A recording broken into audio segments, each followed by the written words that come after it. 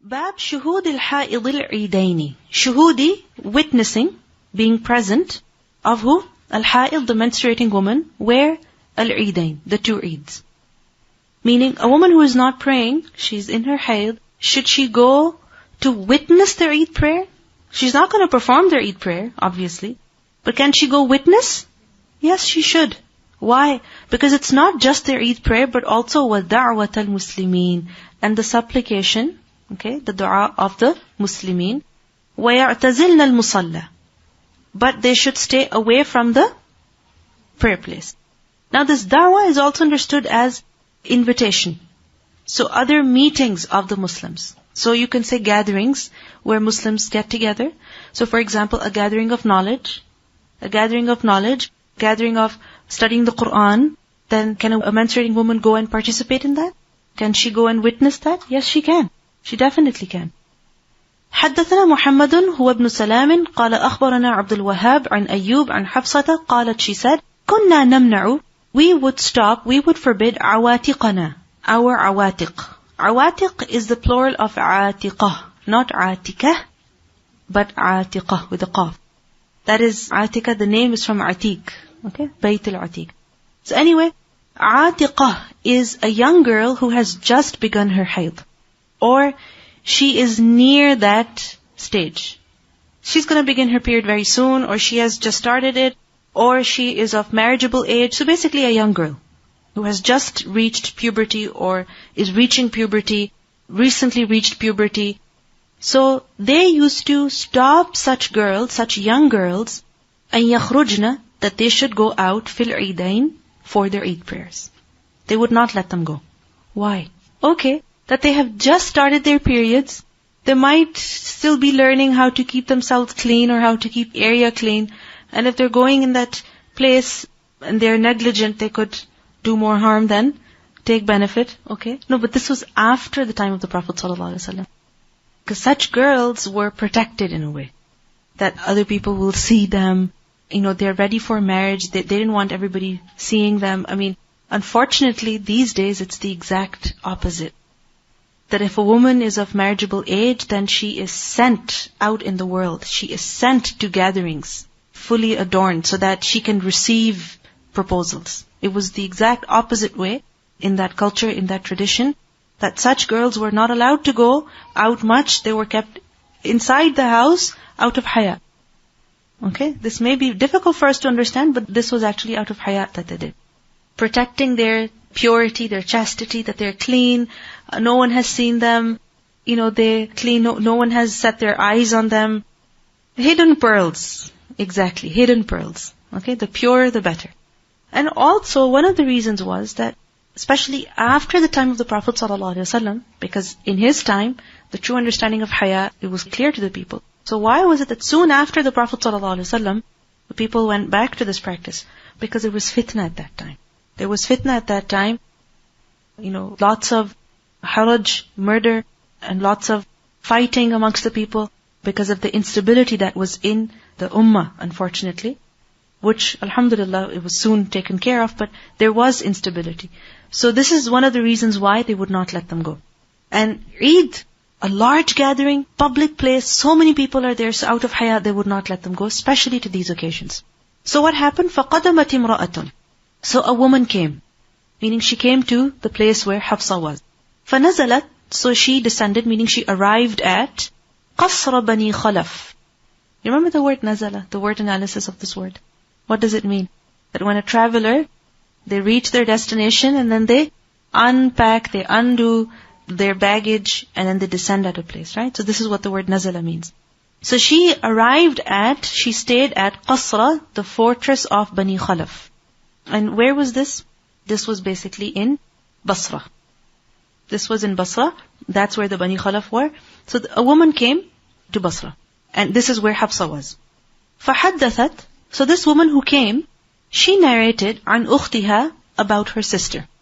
وَكَانَ زَوْجُ أختها, and the husband of her sister. So basically this woman came and she's telling the people about her sister and about her brother-in-law, about her sister's husband.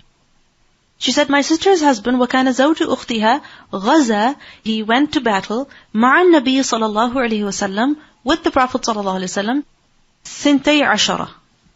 So 12 battles, this is what he participated with the Prophet ﷺ. وَكَانَتْ أُخْتِي مَعَهُ فِي سِتٍ. And his sister was with him in 6. Meaning, this woman came and she said, my brother-in-law participated in 12 battles along with the Prophet ﷺ. And my sister, she was present in 6 of them.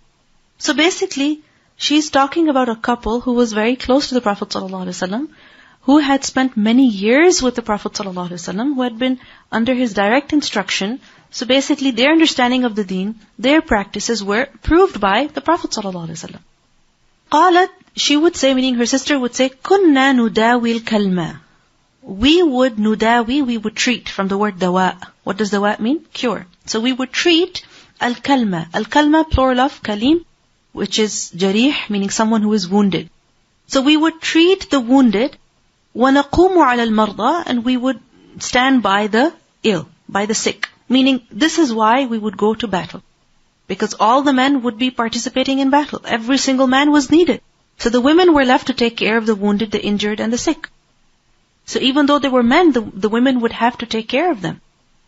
فَسَأَلَتْ أُخْتِي. So my sister, she asked, النَّبِيَّ صَلَى اللَّهُ عَلَيْهِ وَسَلَّمَ, meaning once she asked him, is عَلَى إِحْدَانَا, on one of us, بَأْسٌ, any harm? Meaning, is there any harm on one of us? إِذَا لَمْ يَكُنْ لَهَا جِلْبَابٌ, when she does not have a jilbab. What is a jilbab? An outer garment that is worn on top of the clothing that a woman wears inside the house. So for example, your abba. So is there any harm if a woman does not have a jilbab, أَلَّا تَخْرُجَ, that she does not go out? Meaning she does not go to their Eid prayers? So my sister, she asked the Prophet ﷺ this question. So what was his response? قَالَ, he said, لِتُلْبِسْهَا, she should make her wear. Who? صَاحِبَتُهَا, her companion, her friend, مِن جِلْبَابِهَا, from her jilbab. So basically, her friend should share her jilbab with her. Does it mean that she should give her extra jilbab to her? No. She doesn't have an extra one. She only has her jilbab. So what should she do? She should share her jilbab with her. So basically like a huge shawl, alright? She should put it on herself and she should also put it on her friend. And together they should go to their Eid prayer. The Prophet ﷺ did not say, no, she can go without it. She doesn't have it, she doesn't need to wear it. Nor did he say that she doesn't have to go then. No, both are necessary. She has to go and she has to wear her jilbab. So what's the option then? Borrow from someone? That's not possible. Share with someone.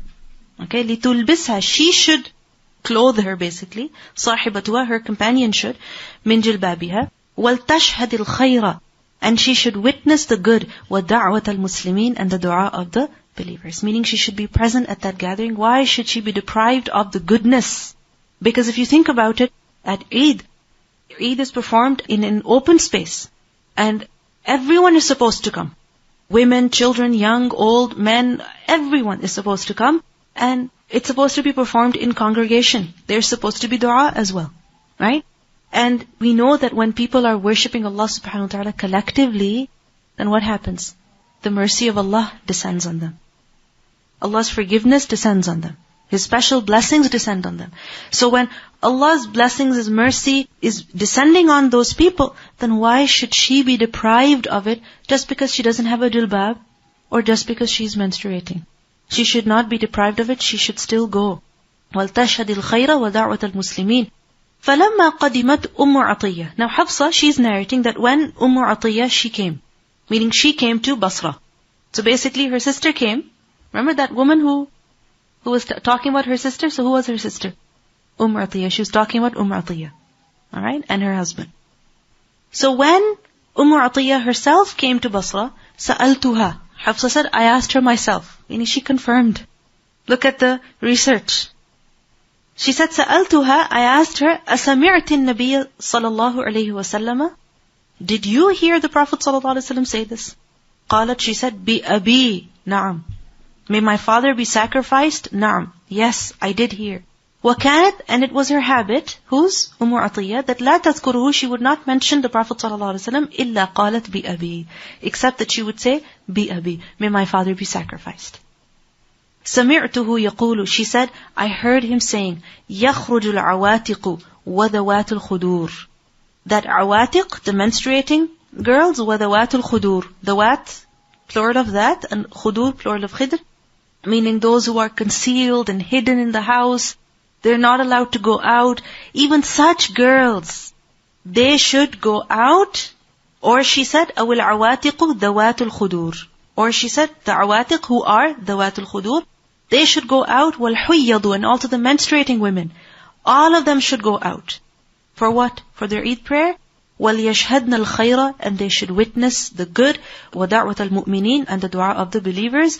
وَيَعْتَزِلُ, and should stay away. Who? الْحُيَّضُ, the menstruating women. From where? الْمُصَلَّى, the prayer place.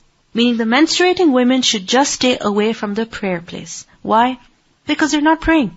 So why should they be in the middle of the prayer place? Because firstly, it will be awkward for them, that they're sitting in the middle and people are standing around them praying. Secondly, they would be disrupting the rows. So they should stay away from there. قالت حفصة, Hafsa, she said, فقلت, so I said, الحيض, meaning the menstruating women, even they should go to the Eid prayer. فقالت أم عطية, she said, أليس تشهد عرفة وكذا وكذا. Does a menstruating woman not witness Arafah? Meaning if she goes for Hajj, she's there at Arafah. If she goes to Hajj, she's doing everything except for Tawaf. So if she can do that, she can also go to a place of prayer where people are praying Salatul Eid. So in this hadith, what do we see? That a menstruating woman should go to the place where Eid Salah is being performed, even though she's not going to pray Salah, but still she can benefit from that gathering. Because you know that after the Eid Salah is the khutbah, right? So if there is learning in this, then she will meet people. She should feel Eid as well. And you see, there's no Eid without their Eid Salah. Many times what happens? People go perform their Eid prayer, they have some fun, they come back home and they go to sleep. Or then they go to work. So what is Eid then? It's the prayer. That's the main celebration. So a woman should go and benefit from that. Also, we see from this that other gatherings, where people get together, other gatherings of benefit, a woman should also go there. Which is why we see that at the time of the Prophet ﷺ, women would go to his majlis, his majalis, where he would be teaching, he would be reciting the Qur'an. They would go and be present at these gatherings. And outside of Hayd, they would go pray in congregation in the masjid. They would also participate in jihad. They would pray Eid. They would go for Jumu'ah. They would pray Istisqa, Salatul Khusuf, Kusuf. Therefore, we see that it is liked, it is preferred for women to participate in community acts of worship or such activities. It is preferred for her that she should be an active member of the society. She should know what's going on in the community. But unfortunately, women are so kept away from this that they have no idea what's going on. Like she goes out of the house only when she's being buried. Either that or this concept of haya for the young girls. And also the extreme ghira that some men have for their women, that they don't want them to be exposed to anyone. They don't want anyone to see them. Even if they're covered head to toe, they don't want them to be seen. Yes, it's good to have ghira, but it should not be such that a woman is being deprived of the goodness. That if she has an opportunity to learn something, to worship Allah, to benefit from a gathering, then she's not allowed to. Just because of the ghira of the men of her family. This is the freedom of women.